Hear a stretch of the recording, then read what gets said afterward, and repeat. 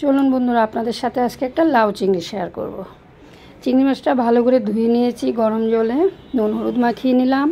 ওদিকে ক্যামেরার পিছনে আমি তো কড়াটা বসিয়ে দিয়েছি, কড়াতে তেলও দিয়ে দিয়েছি, আর লাউটাও কেটে নিয়েছি, সব ক্যামেরার পেছনেই করে নিয়েছি। এই যে দেখুন, তেল দিয়ে দিচ্ছি।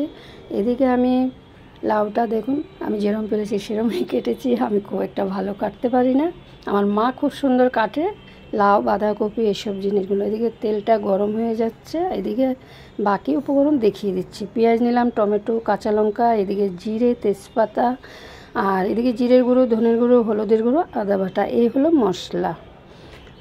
আর আপনারা যদি না চান পেঁয়াজটা দেবেন না, আমরা পেঁয়াজ খেতে ভালোবাসি তাই অ্যাড করেছি। সবাই কিন্তু পেঁয়াজ পছন্দ করে না।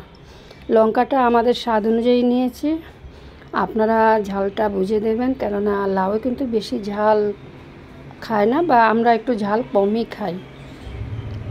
এদিকে তেল গরম হয়ে গেছে, এবার আমি চিংড়ি মাছগুলো ছেড়ে দেবো। চিংড়ি মাছেও কিন্তু একটু জল ওঠে।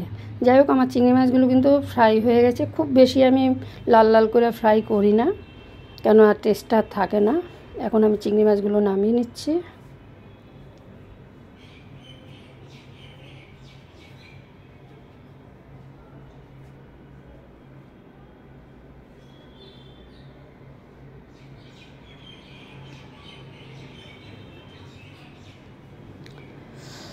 এদিকে আবার আমি কড়াতে তেল দিয়ে দিচ্ছি, সর্ষের তেল দিয়ে দিচ্ছি। তেলটা গরম হওয়ার অপেক্ষা। এবার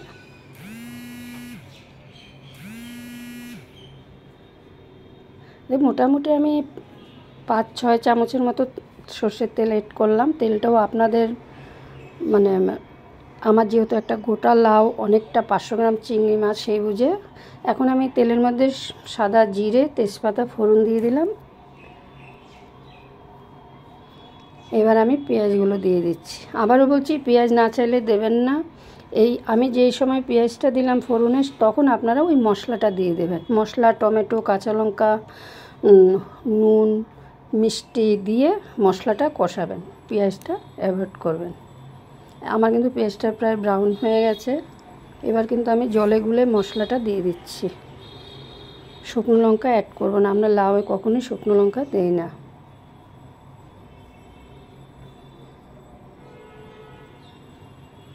টমেটো, কাঁচা লঙ্কা দিয়ে দিচ্ছি। এবার একটু মশলাটা কষানোর অপেক্ষা। দেখুন প্রায় কষে গেছে, তেল ছেড়ে দিয়েছে। এবার আমি নুন দিয়ে দিচ্ছি, স্বাদ অনুযায়ী চিনি দেবেন। আর চিংড়ি মাছটা দিয়ে দিচ্ছি।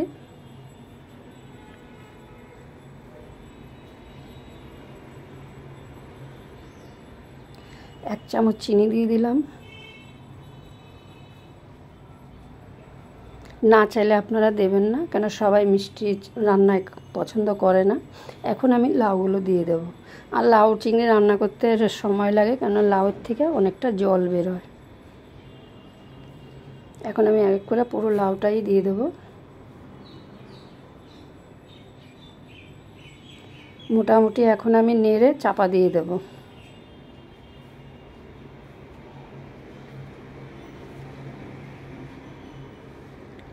দেখুন, আমি ক্যামেরার পিছনতে অনেকবারই নেড়ে নিয়েছি, না হলে লেগে যাবে।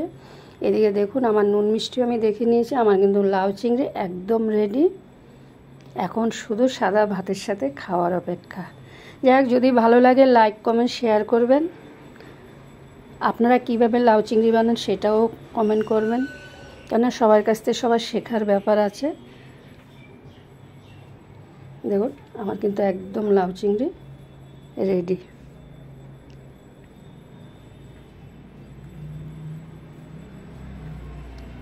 আবার নতুন ভিডিও নিয়ে দেখা হবে। ভালো থাকবেন, সুস্থ থাকবেন।